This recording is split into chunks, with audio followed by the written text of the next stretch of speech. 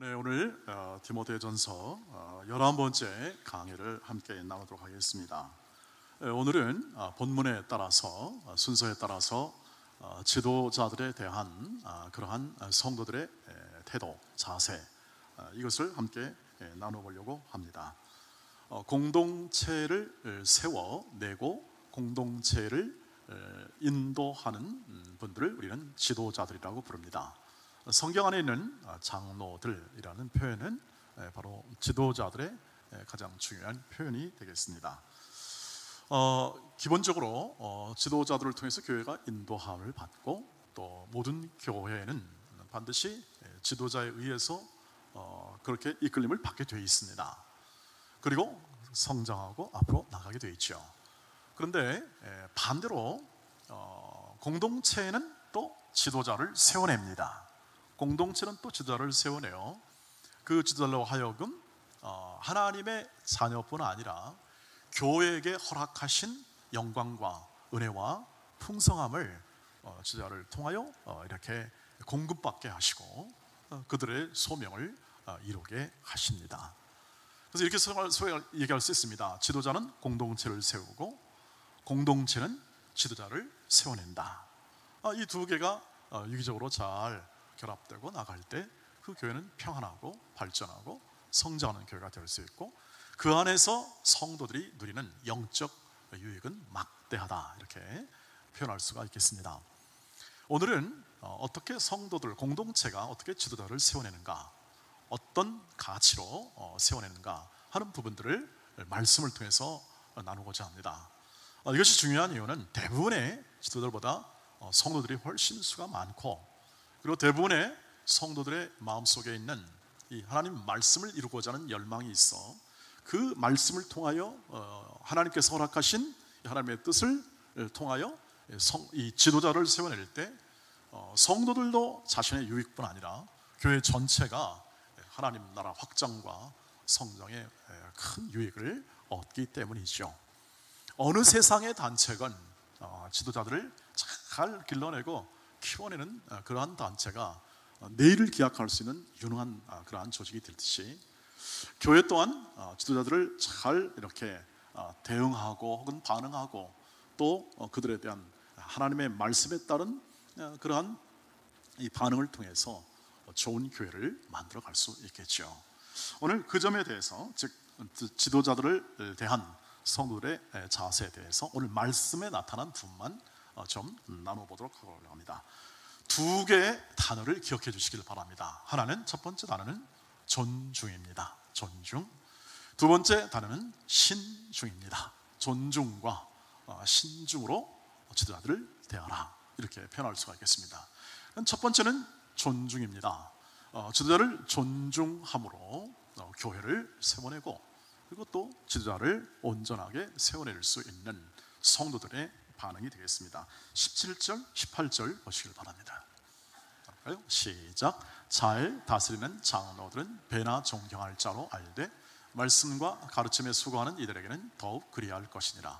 성경에 일렀을 때 곡식을 밟아 떠는 소의 입에 망을 씌우지 말라 하였고, 또 일꾼이 그 싹을 받는 것은 마땅하다 하였느니라 라고 되어 있습니다. 잘 다스리는 장로, 이것은 결국 교인들을 잘 돌보고 그리고 교인들을 잘 양육하는 장로님들의 사역의 가장 본질적 내용이 되겠습니다. 그래서 그것들을 잘하는 장로님들을 어떻게 합니까? 배나 존경할 자로 인정하라. 배나 존경할 자로. 여기서 배나 존경하다는 것은 더 많은 존경을 주라는 건데요, 이 존경이라는 말이 단순히 이제 우리 말이나 혹은 우리의 느낌의 이런 표현, 내가 당신을 존경합니다 하는 존경의 의미를 넘어서 이것은 실제로 그 사람에 대해서 넉넉한 생활을 지원하라, 이 뜻을 원래 가지고 있습니다. 존경하라, 이 뜻은 넉넉한 생활 수고비와 또 사례비를 지급하라 하는 원어적 의미를 가지고 있죠. 그러니까 사역을 이런 다스림에 능한 장로에 대해서 그 당시는, 이 디모데가 사역하던 당시는 실제적인 교인들을 돌보고 양육하는 일을 장로님들이 실제로 했습니다. 그리고 이제 점차 목회가 전문화되면서 목회자가 전문화되면서 그 일들을 감당했겠습니다만, 이 당시 지금 일을 감당하는, 생업을 거의 팽개쳐주고 이 교회를 감당하는 장로들에 대해서, 사역에 대해서 생활비를 지급하라, 이게 바로 존경의 뜻입니다. 그것도 배나 넉넉하게 지급하라는 것을 가지고 있죠. 이것은 무슨 뜻이냐면 존중하라 뜻입니다. 존중하라, 그리고 배려하라는 것이죠.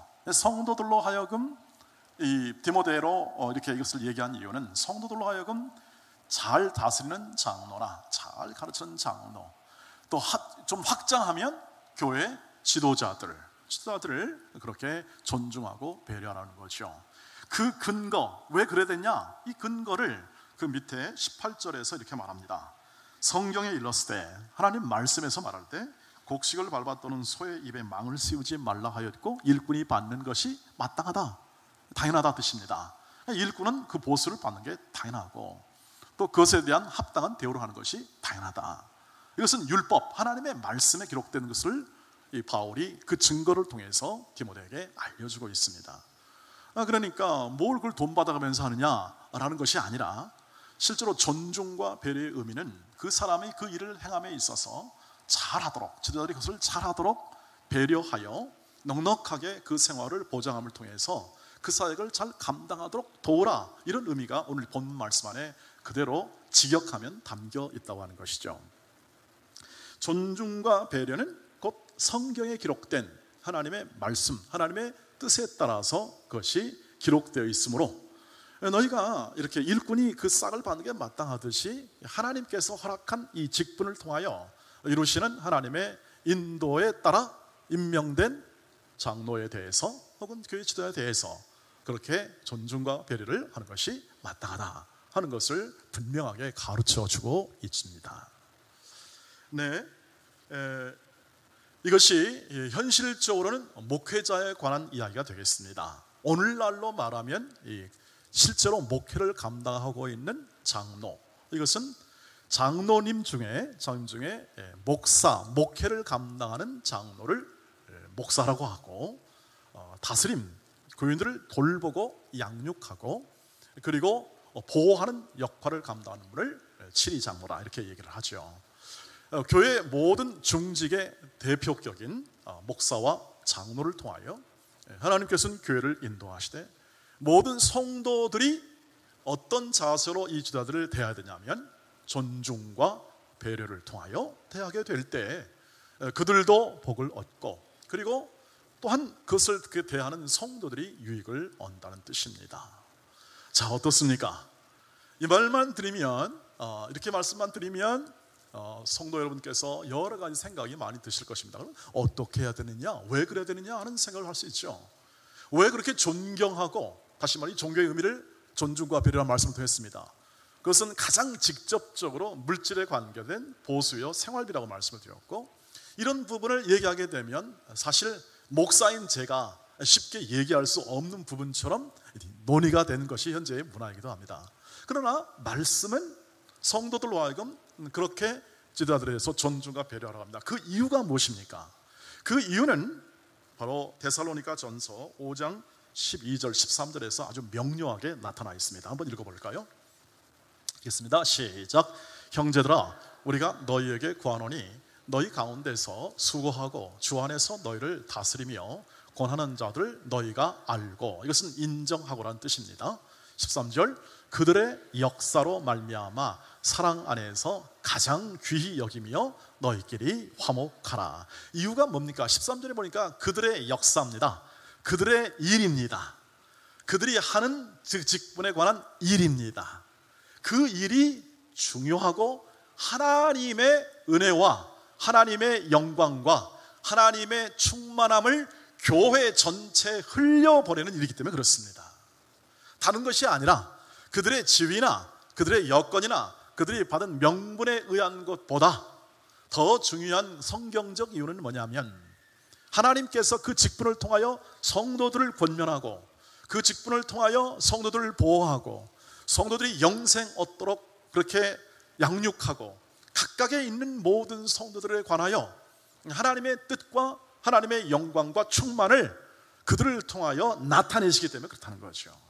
그것을 인하여 장로님들과 목사님들이 애써 수고하고 그리고 힘써 수고하고 그것을 통하여 하나님의 복과 은혜를 성도들에게 누리도록 하는 직분이기 때문에 그렇습니다.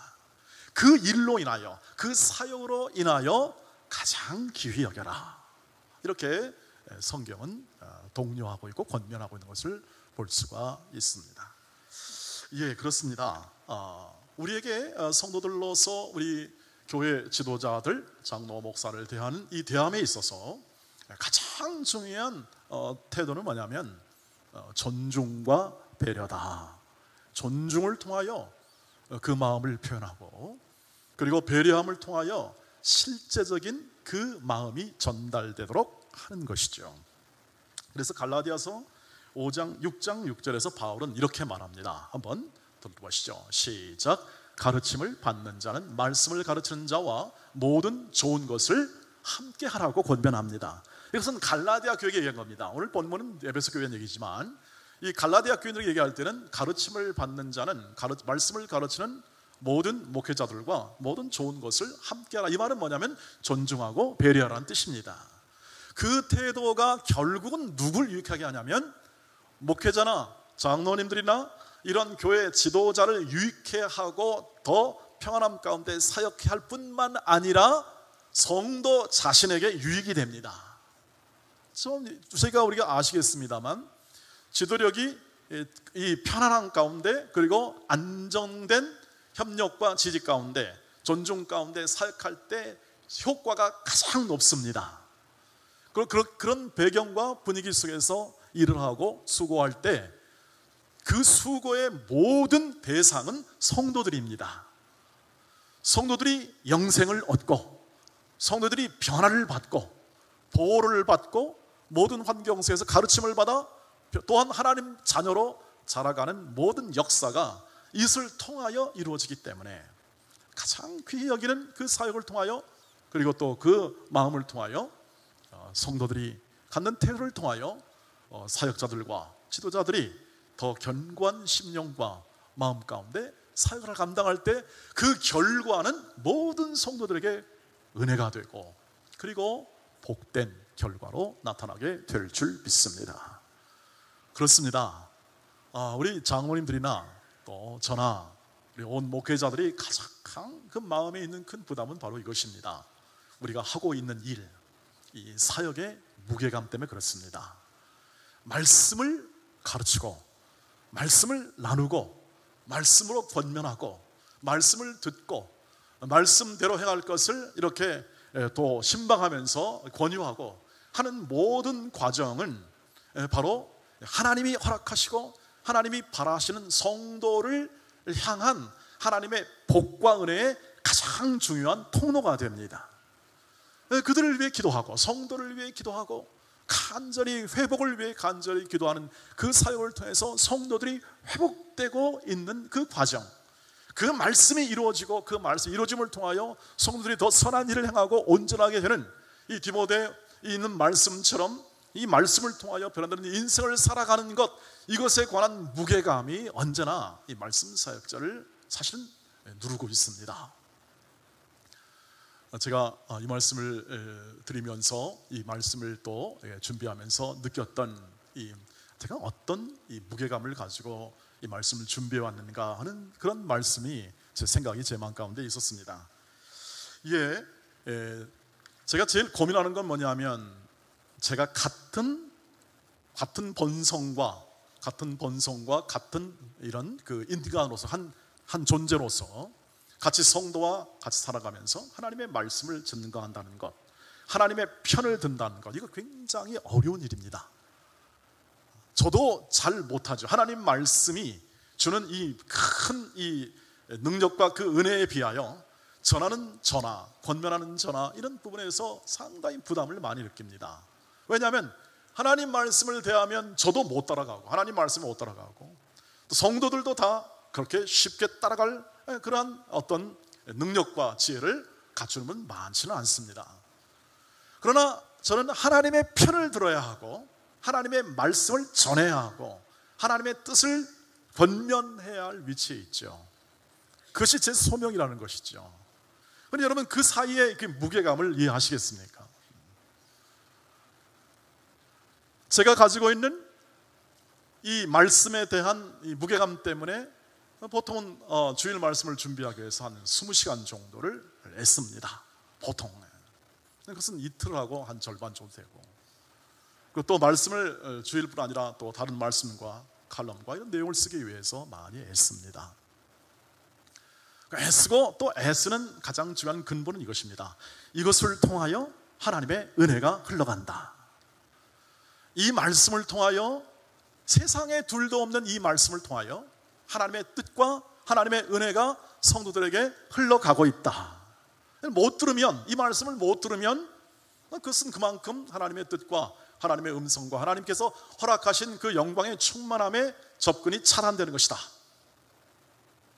제가 그 말씀 드리죠. 여러분 주일은 꼭 오시길 바랍니다.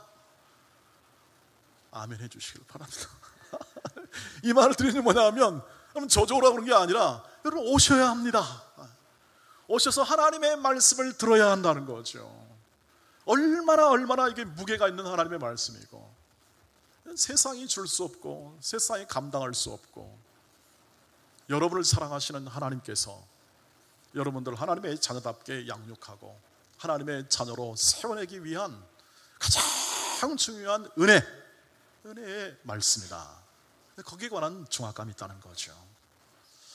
여러분 그러면 그런 면에서 말씀을 가르치고 함께 나누고, 그리고 그 말씀에 애쓰고 그것을 위하여 진을 빼는 작업들을 감당하고 있는 모든 사역자들과, 그리고 또 교회 지도자들, 그것을 인하여 결국은 성도들이 은혜와 사랑 안에, 그리고 풍성한 양육 안에 거한다는 사실을 생각하면서 우리 사역자들과 우리 모든 목회자들과 지도자들이, 더 나아가면 안수 집사님과 권사님까지 포함하여 모든 지도자들이 이런 이 돌봄과 말씀과 다스림과 이런 사역을 잘 감당하도록 그들 존중과 배려로 잘 세워주시기를 주의 이름으로 축복합니다.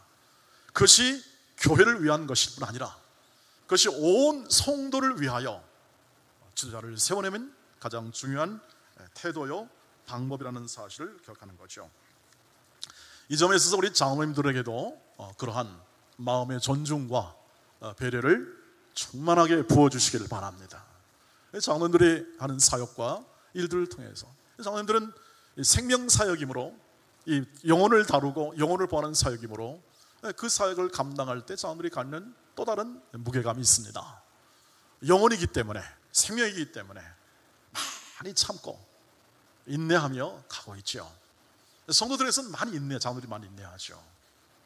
진리를 수호해야 하고 하나님 말씀 바른 교훈을 수호하면서, 그 다음에 성도들에 대해서는 한없이 인내하면서 성도를 끌어안고 참고 인내하면서 성도들이 하나님의 자녀의 위치이기까지 수고하는 모든 장로님들의 사역을 기억하셔서 존중과 배려로 임하시길 주의 이름으로 축복합니다. 두 번째로는 신중입니다. 신중은 신중한 판단을 의미하는데요, 신중한 판단은 다음과 같은 하나님의 말씀에 근거하여 나오기를 원합니다. 19절 20절 말씀 보시길 바랍니다. 한번 읽겠습니다. 시작. 장로에 대한 고발은 두세 증인이 없으면 받지 말 것이요, 범죄한 자들을 모든 사람 앞에서 꾸짖어 나머지 사람들로 두려워하게 하라는 것이죠. 여기에 장로에 대한 고발 문제가 나오는데요, 이것은 그런 일이 발생하면이라는 전제를 두고 있습니다. 그런 일이 발생했다는 것이 아니라 이런 문제가 생기게 되면 이렇게 처리하라 하고 바울이 디모데에게 조언하고 권고하는 겁니다.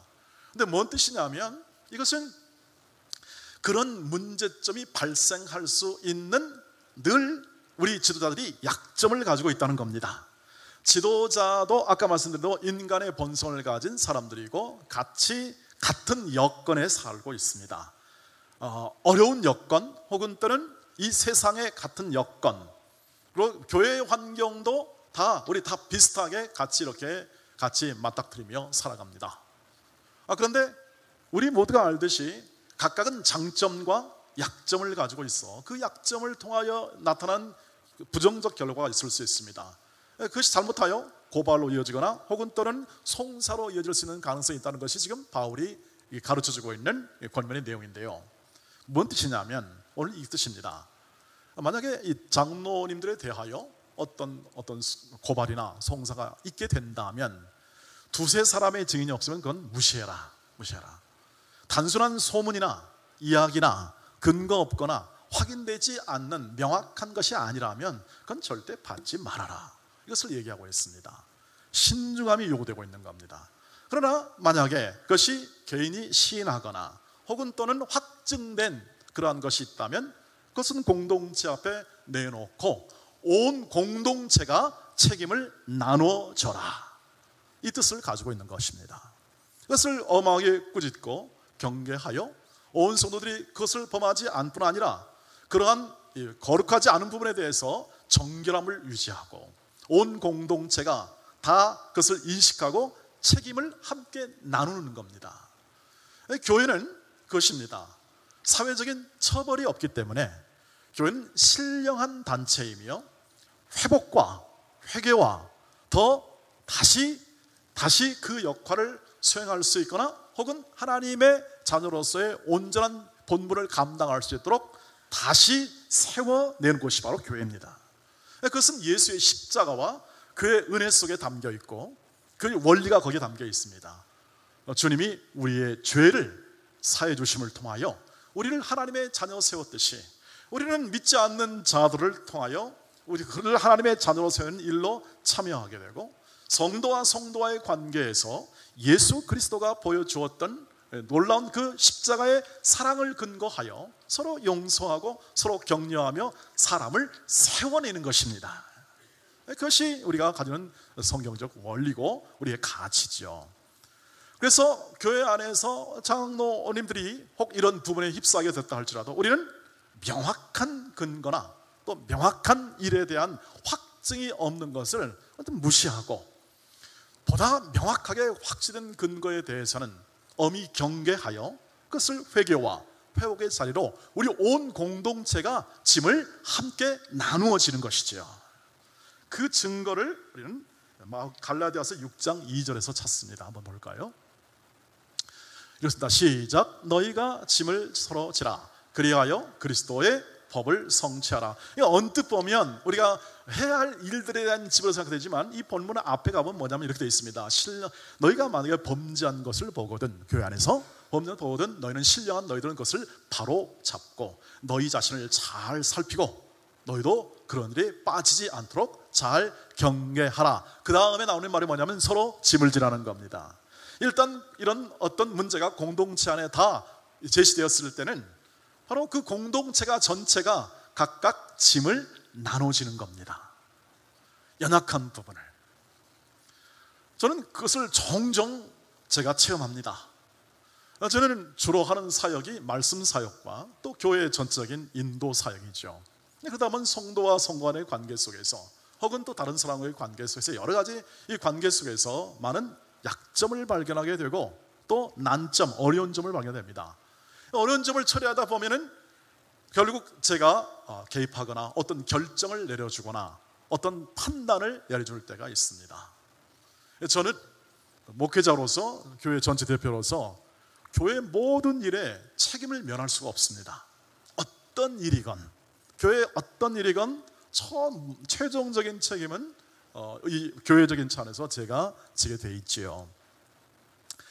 그런데 그런 결정을 하고 나면은 제가 난처한 입장에 빠질 때가 있습니다. 저는 그때마다 우리 장로님들이나 성도님들이나 혹은 그것을 보고 기꺼이 짐을 져준 성도가 있었음을 알려드립니다. 그것을 통하여 제가 난처한 입장에서 벗어나고 문제가 정리되어서 그 다음 단계로 나갈 수 있는 그러한 힘과 의지를 받게 되고 또 성도들과의 관계에서 평온이 되찾아지고 이런 것을 종종 경험했습니다. 여러분, 이것은 공동체가 약점, 부족한 점, 허물 이런 부분이 발견됐을 때 이렇게 서로 짐을 좀씩 나눠짐을 통하여 그것이 관계가 되었든 그것이 물질이 되었든 그것이 시간이 되었든 그것이 봉사의 내용이 되었든 이것을 통하여 서로 조금씩 일을 분담하여 그것을 해소하게 될 때에 그 공동체 전체가 하나가 되고 그 문제점을 가졌던 사람들이 그 문제로부터 벗어나게 되고 더 회복이 되고 공동체 전체가 앞으로 나아갈 수 있는 그런 힘을 얻게 되는 경우를 저는 많이 경험을 했습니다. 그러므로 우리가 가지는 이 모든 약점과 또 우리의 판단과 우리의 판단을 요구하는 부분에 있어서 매우 신중한 판단을 요구합니다. 그러면 좀 막연하죠. 이 신중한 판단이 뭘 의미하는 거냐? 하나님 말씀 제일 마지막 24절, 25절 말씀을 보시길 바랍니다. 한번 읽어볼까요? 시작. 어떤 사람들의 죄는 밝히 드러나 먼저 심판에 나아가고 어떤 사람들의 죄는 그 뒤를 따르나니 이와 같이 선행도 밝히 드러나고 그렇지 아니한 것도 숨길 수 없느니라. 이것은 뭐냐면 하나님의 판단을 따르시기를 바랍니다. 하나님의 판단입니다. 여러분, 우리가 하고 있는 모든 교회 안에서의 사역과 우리의 모든 삶과 우리가 가진 성도와의 교제 가운데 다 하나님이 보고 계십니다 하는 사실을 믿으시기를 바랍니다. 교회 생활을 하신다면, 성도로서의 삶을 살아가신다면 교회 안과 우리의 모든 가정 안에서 하나님께서 우리를 보고 계시고 판단하시고 계심을 믿는 것입니다. 그러면 오늘 이 말씀을 보시면 어떤 사람의 죄는 빨리 드러나고 어떤 사람의 죄는 늦게 드러날 수 있습니다. 잘못했다면. 그러나 오늘 말씀을 보면 선을 행함도 빨리 알 수 있고 늦게 알려질 수 있다고 얘기합니다. 근데 바울의 확신은 뭐냐면 처음이나 빨리 되는 것이나 늦게 되는 것이나 모든 것은 전부 다 하나님 앞에서 밝히 드러난다. 그러므로 신중하라는 뜻입니다. 성급하지 말라는 뜻입니다. 경솔하지 말라는 뜻이죠. 신중한 판단은 경솔하지 말라. 하나님께서 보고 계시니 하나님이 밝히 드러내어 너에게 정확한 판단을 주실 기회를 하나님이 주실 것이다. 이 뜻을 가지고 있습니다. 그래서 오늘 뭐라고 하냐면 경솔히 안수하지 말라라는 말 나오죠. 이 뜻은 뭐냐면 지도자를 너무 빨리 성급하게 임명하지 말라는 뜻입니다. 안수라는 뭐냐면 지도자 임명이거든요. 안수 집사나 장로의 임직 가운데 안수를 하잖아요. 지도자를 성급하게 임명하지 말라는 뜻입니다. 그 다음에 범죄에 간섭하지 말고, 이것은 뭐냐면 너희가 잘못하여 다른 사람의 범죄에 참여하게 되는 공범이 되는 것을 잘 분별하라는 뜻입니다. 이건 전부 다 신중한 판단을 요구하는 것들입니다. 그런데 우리의 판단은 종종 어려움을 겪습니다. 뭐가 옳은 건지, 뭐가 참된 건지, 하나님의 뜻이 무엇인지에 대한 이 명확한 판단이 참 어렵습니다. 저도 그렇습니다. 제가 모든 하나님의 뜻을 다 파악해가지고 교회를 인도하는 것이 아니라 기도하고 또 기도하면서 주여, 하나님은 우리 교회를 어떻게 인도하십니까? 어떤 방향으로 나가기를 원하십니까? 어떻게 합니까? 새벽마다 간절한 마음으로 간절히 기도합니다. 왜? 잘 모르니까요. 그리고 하나님의 뜻에 대한 마음에 제게 다가오는 마음이 있지만 그것이 하나님의 뜻인지에 대한 내면의 확신이 없을 때가 종종 있기 때문에 그렇습니다. 그래서 신중하게 특별히 사람에 관련된, 지도자에 관련된 판단이라면 정말 신중하게 하셔야 하고, 그리고 다른 사람의 판단이라 할지라도 하나님의 뜻에 맞는 판단인지를 잘 판단하셔야 합니다. 이런 판단에 대해서 이 고린도 교회에게 향한 이 바울의 편지를 한번 꼭 읽어볼 필요가 있습니다. 고린도전서 4장 1절로 5절 말씀을 한번 보시길 바랍니다. 읽을까요? 시작. 사람이 마땅히 우리를 그리스도의 일꾼이요 하나님의 비밀을 맡은 자로 여길지어다. 그리고 맡은 자들에게 구할 것은 충성이라. 여러분, 이 본문만 놔두십시오. 1절 2절 놔두시면 어떻게 되냐면 이렇게 되어 있습니다. 우리를 마땅히 그리스도의 일꾼으로 여기고 우리 하나님의 비밀, 복음을 맡은 자로 너희가 마땅히 여겨라. 그리고 우리는 맡은 자에게 구할 것은 뭐죠? 충성. 이렇게 해서 우리가 본문의 말씀을 이해합니다. 근데 여기는 이 말씀에는요 바울의 심각한 고민이 담겨 있습니다. 어떤 고민이냐면 이 말을 할 때, 이 편지를 쓸 때 사도 바울은 자기가 개척한 고린도 교회 성도들 일부에게 어떤 오해를 받았냐면, 당신 사도 맞습니까? 왜 이렇게 말주변도 없고 능력도 없고 왜 그렇게 사도답지 않습니까? 정말 그렇습니까? 하나님 일꾼이 맞습니까? 왜 약속도 잘 안 지키고, 왜 간다고 약속을 못 갔거든요. 뭐 이렇게 하니까 일부 성도들이 사도권에 대해서 사도 바울에서 비난하기 시작했습니다. 그러니까 바울이 편지한 겁니다. 고린도 성도들아, 마땅히 나를 그리스도의 일꾼으로 여겨줘야 된다, 이 뜻입니다. 지금 이게 설득하고 있는 것이죠. 그러니까 맡은 자들에게 구할 것은 충성이니 우리는 지금 충성하고 있다, 하나님의 비밀을 맡아 충성하고 있다는 것을 이렇게 말하고 있는 거죠. 그 다음 말씀 보시길 바랍니다. 너희에게나 다른 사람에게나 판단받는 것이 내게는 매우 작은 일이라. 이해가 되시죠? 이제 왜 이 말이 나왔는지. 나도 나를 판단하지 않는다라고 말합니다. 바울도 자신을 판단하지 않고 너희들의 판단을 나도 받는 것은 그렇게 큰일은 아니다라고 말합니다. 개의치 않는다. 4절, 내가 자책할 아무것도 깨닫지 못하나 이로 말미암아 의롭다함을 얻지 못하노라. 나는 바울의 말입니다. 바울은 아무것도 자책할 것이 없다. 내가 뭐 책임을 덜어있거나 하는 부분이 없지만 그렇다고 내가 의롭다는 뜻도 아니다, 이 얘기를 하는 거죠. 다만 나를 심판하실 일은 누구라고요? 주님이시다는 사실을 얘기해 주는 겁니다. 그 다음 5절 말씀이 결론입니다. 한번 읽어볼까요? 시작. 그러므로 때가 이르기 전 곧 주께서 오시기까지 아무것도 판단하지 말라. 그가 어두움에 감추인 것들을 드러내고 마음의 뜻을 나타내시리니 그때에 각 사람에게 하나님으로부터 뭐가 있습니까? 칭찬이 있습니다 라고 말합니다. 이 말씀을 잘 보시길 바랍니다. 이게 빈번히 일어날 수 있는 말인데요, 주께서 오시기 전까지 그렇게 경솔하거나 성급하게 판단하지 말라는 겁니다. 주님이 오시면 어두움에 감추인 것들을 다 드러낼 겁니다. 사람을 속일 수 있겠죠. 그러나 하나님은 속일 수 없습니다. 마음에 있는 것까지 다 드러낼 때가 올 것입니다. 그때까지 판단을 유보하라는 뜻입니다. 성급히 바울에게 비난을 하지 말라는 얘기입니다. 그것이 명확히 정리가 되고 드러날 때가 오게 되면 끝이 중요합니다. 각 사람에게 뭐가 있다고요? 하나님은 칭찬하시고 우리를 복되게 하시는 분이십니다. 하나님은 우리를 세워내시는 분입니다. 고린도 교회도 세우고 이 바울의 일행과 선교사 팀도 미션팀도 세워내어서 하나님께서 그 뜻을 이루어내실 것입니다. 고린도 교회 안에서 선한 일을 행하시고 사도 바울의 모든 사역 가운데서 선한 일을 행하십니다.